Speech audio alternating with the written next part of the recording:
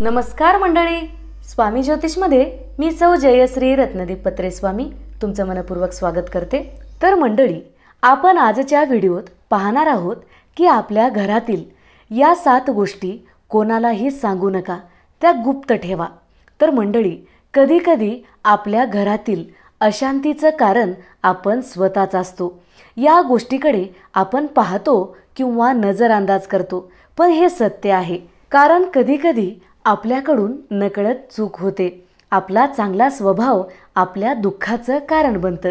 आपल्या घरातील या काही गोष्टी आपण दुसऱ्या कोणाला सांगतो, त्या गोष्टी आपणास कधीच कोणाला सांगायच्या नसतात। याच गोष्टी आपण दुसऱ्याला सांगून मोकळे होतो, तेच आपल्या दुःखाचं कारण बनतं। याच गोष्टीसाठी आपणास नंतर पश्चाताप सुद्धा होतो, पण नंतर वेळ निघून गेलेली असते। जीवनात सफल व्हायचं असेल तर आपल्या जवळील या गोष्टी गुप्तच ठेवल्या पाहिजेत। तर मंडळी, शहाणा मनुष्य सदैव आपल्या कमतरता आणि गुप्त गोष्टी या गुप्तच ठेवत असतो।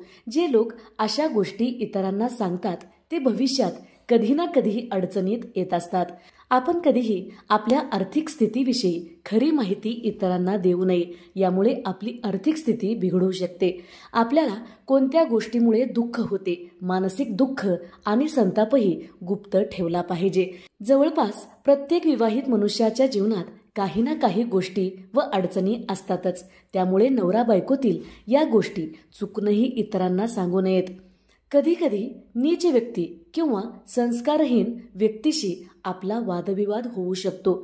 अशा वेळी त्या लोकांच्या शब्दात कधीही गांभीर्य नसतं, त्यामुळे त्या लोकांच्या तोंडून आलेली माहिती किंवा शब्द इतरांना सांगू नये। यामुळे तुम्हाला सुद्धा अपमान सोसावा लागेल, तुम्हालाही अपमान सोसावा लागेल, तरी सुद्धा या गोष्टी इतरांना सांगू नयेत। या साऱ्या गोष्टी इतरांसमोर सांगितल्याने लाभ तर काहीच होत नाही, पण भविष्यात आपण संकटात येऊ शकता, त्यामुळे या गोष्टी गुप्तच ठेवल्या पाहिजे। असेच नवनवीन व्हिडिओज पाहण्यासाठी चॅनलला सबस्क्राइब करा, बाजूच्या घंटीला ऑल करा, त्यामुळेच मी टाकलेले प्रत्येक व्हिडिओ तुम्हाला पाहता येतील। चला तर मग जाणून घेऊयात कोणत्या गोष्टी दुसऱ्यांना सांगायच्या नसतात। पहिली आहे दान। तर मंडळी, आपण केलेलं दान कधीच कोणाला सांगायचं नसतं। दान दिलेलं दुसऱ्यांना सांगितल्यामुळे ते दान केल्याचं काहीच पुण्य आपल्या पदरात पडत नाही।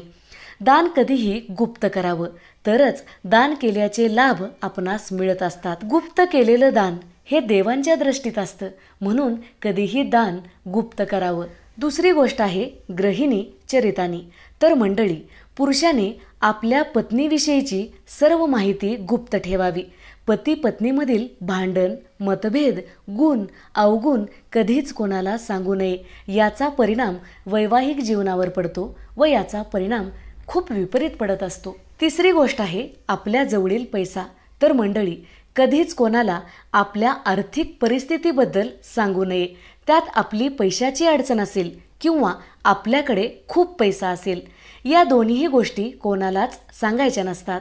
आर्थिक अडचण असेल तर लोक मदत करणार नाहीत, फक्त दुरून पाहतील, व आर्थिक परिस्थिती चांगली असेल तर कधी कोणाची नजर लागेल हे सांगता येत नाही, म्हणून आपली आर्थिक परिस्थिती ही गुप्तच ठेवावी। अजून एक गोष्ट आहे जी आपणास कोणालाच सांगायची नसते, ती गुप्त ठेवायची असते, ती म्हणजे आपला पगार।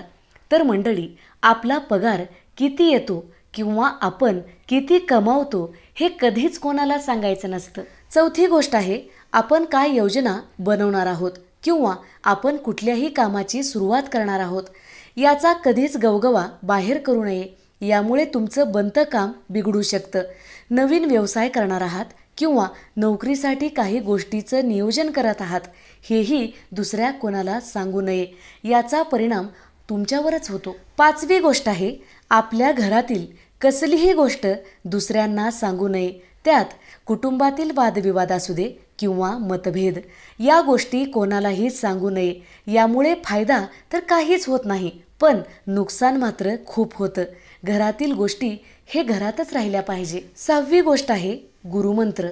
तर मंडळी, आपल्या गुरुने दिलेला मंत्र कधीच कोणाला सांगू नये, किंवा आपण कोणत्या मंत्राचा जप करत आहोत किंवा आपण किती देवभक्ती करत आहोत याचा उल्लेख कधीही कोणाजवळ करू नये. यामुळे देवपूजेचं काहीच फळ आपणास मिळत नाही. 7वी गोष्ट आहे, मनातल्या गोष्टी साध्य होईपर्यंत कधीच कोणाला सांगू नये. कारण कोणाचे आपल्याबाबतचे विचार कसे आहेत हे आपणास समजत नाही. म्हणून आपल्या मनातील गोष्टी कोणाला सांगितल्या तर मनातल्या गोष्टी मनातच राहून जातील, सत्यात कधीच उतरणार नाहीत.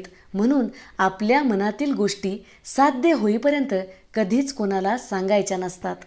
तर मंडळी, आपण स्वामी ज्योतिष या चॅनलमध्ये कुंडली, हस्तशास्त्र, वास्तुशास्त्र, पंचांग व अध्यात्म याविषयीचे व्हिडिओ तुमच्यासाठी पाठवत असतो. तर असेच नवनवीन व्हिडिओज पाहण्यासाठी चॅनलला सबस्क्राईब करा, बाजूच्या घंटीला ऑल करा. त्यामुळेच मी टाकलेले असेच नवनवीन व्हिडिओज तुम्हाला पाहता येतील. त्यामुळे चॅनलला सबस्क्राईब करून ठेवा. धन्यवाद.